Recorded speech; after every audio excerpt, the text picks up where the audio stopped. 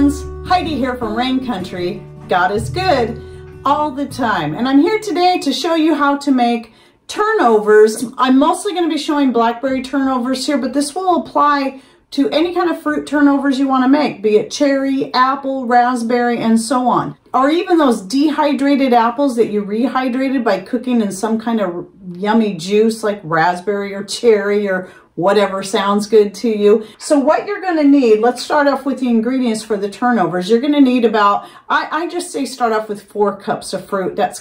You're most likely going to have leftovers, but you can always serve it over ice cream, add it to yogurt or even cottage cheese. You're going to need some kind of starch or flour. You're going to need some sugar of your choice. Then you're going to need some kind of flour. I haven't tried doing this gluten-free yet, but I'm planning on doing it someday to see how well different flours will work. About a cup of butter, 2 sticks. You probably won't use the full 2 sticks, but have it ready to go just in case. Some salt and some cold water.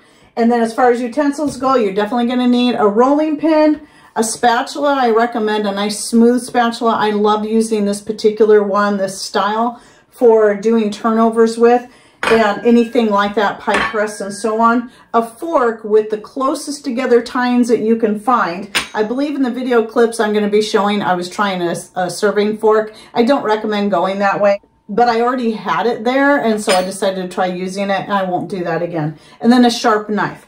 So let's get busy talking about how this goes. So the first thing I recommend doing is getting your fruit mixture made up. You just need, like I said, about 4 cups of fruit, and then throw them into a pan, add about 1/4 to 1/3 cup of some kind of starch. This is going to vary depending on the fruit you're using. Like a lot of times raspberries need a little bit more to get them to thicken up better than, let's say, blackberries or apples especially. Apples thicken up pretty well, so you might only need 1/4 cup. Now, you can use flour, but I find in this case using a starch like tapioca, arrowroot, and so on works better in this case. And then to that mixture, you're going to add 3/4 to a cup of sugar, depending on the type of sugar you're using, and just make sure you taste it. Start with a smaller amount and then work your way up and taste it as you go to get the right sweetness. Again, this could also depend on the fruit you're using and how tart it is, but the type of sugar you use makes a difference too. So for example, I really like using coconut sugar as much as I can, but to me it's about half as sweet as your organic cane sugar is. And so I usually use a mixture of both. Typically for the fruit mixture, I'll go about half and half. So I might use a 1/2 cup of each in that, but you can use less, or you can just go with the coconut sugar. I definitely recommend if you're using just coconut sugar, go with a full cup in there. But again, start small and taste it. And then you're just going to mix that together in your pan, and then you're going to heat it up until it starts boiling, and then lower the heat so you can keep kind of a continual cooking, usually medium high-ish, and then just keep stirring and stirring and stirring. You don't have to stir the whole entire time, but don't leave it or you'll burn it until it starts to thicken. I recommend doing that a day in advance so it can be nice and cool when you go to work with it, which is fine because when you're making turnovers, while it starts off similar to pie crust, turnovers have their own special quality to them, and it's best, especially if you're using just white flour, unbleached white flour. I always go with organic, to make the dough the day ahead of time, because it's best to allow it to chill for 8 hours before you start working it. Like what I have here is a home milled flour that's a combination of barley and hard white wheat. And this is, so far now, it's my favorite blend. So I just use equal amounts of the whole grains, grind them in my Country Living grain mill. And then the last couple batches of turnovers I've made, I've done a 1/2 and 1/2. I did a cup of the whole grain flour plus a cup of the organic white unbleached flour. And that works really good, but in the video I did years ago making the raspberry turnovers, that's way too long and too chatty because I was just new to YouTube. That one, for the dough, I used all whole grain flour. So you can do it whatever sounds good. Like I said, you can try it gluten-free, but you might want to try small, starting with your favorite gluten-free flour. I just recommend whatever flour you use in that case. it's as fine as you can get it. You don't want it coarse. You want a very finely ground flour. So when I grind this, I make sure it's fine. It takes longer to grind, but I want it nice and fine to get a good texture. You're not going to get a good texture in your turnovers if your flour is very coarse. So then to that flour, you're going to add about a ½ teaspoon of salt. So I like to use Himalayan salt. You can use the red mineral, but in this case I do like using the Himalayan pink salt, and mix that in well. This is where the serving fork comes in handy, and when I'm doing stuff like that, I do like to use a serving fork to cut it in, but you can use a pastry cutter or whatever you want. I stir the salt in and then use this to cut the butter in.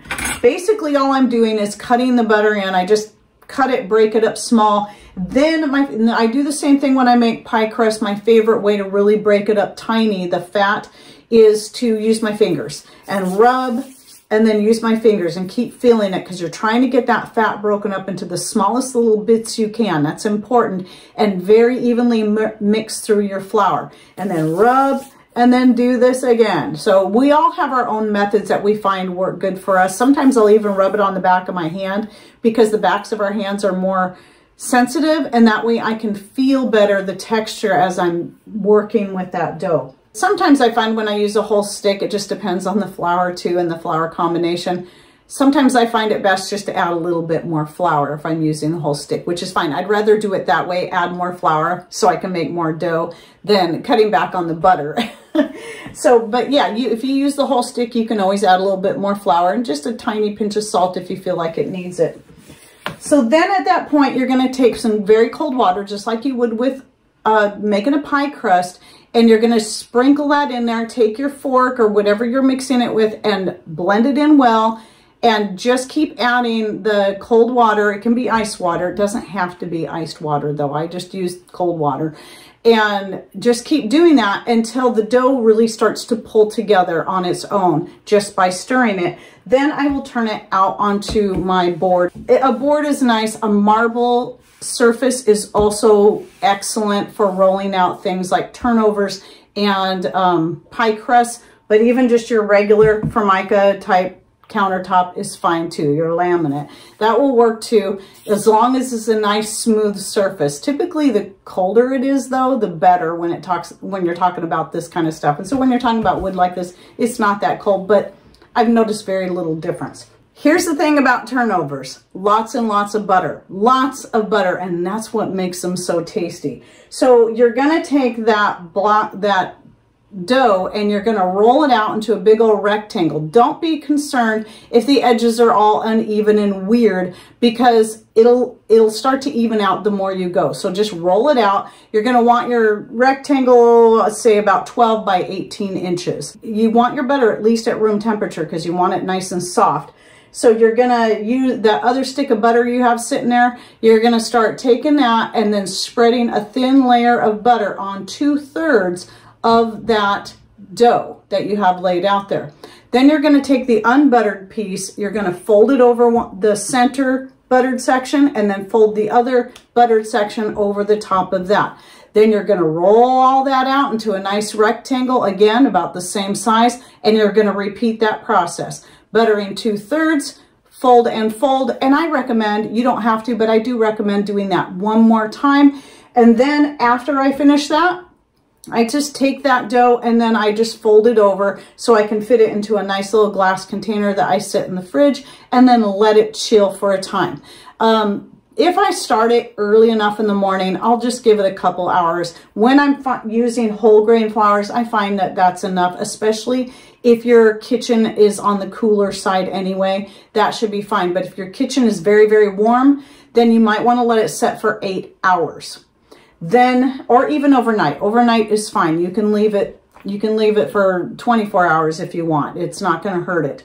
Then when you're ready to finish out your turnovers, by then, either way, your mixture, your fruit mixture should be cooled, and you can tell better how well it's set. You want it set enough that it's not, when you go to pour it into the pastry, it's not going to run out all over the place.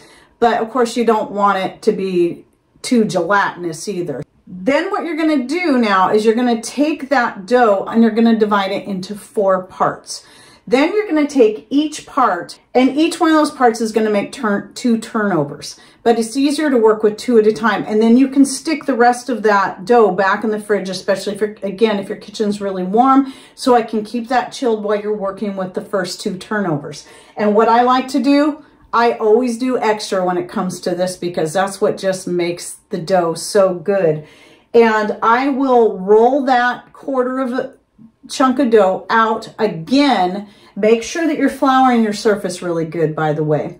So I roll that out again, making another rectangle, which is going to obviously be about 1/4 the size of the ones you were making before, because you're only working with 1/4 of the dough. I butter it again, fold, fold, and then I do that one more time.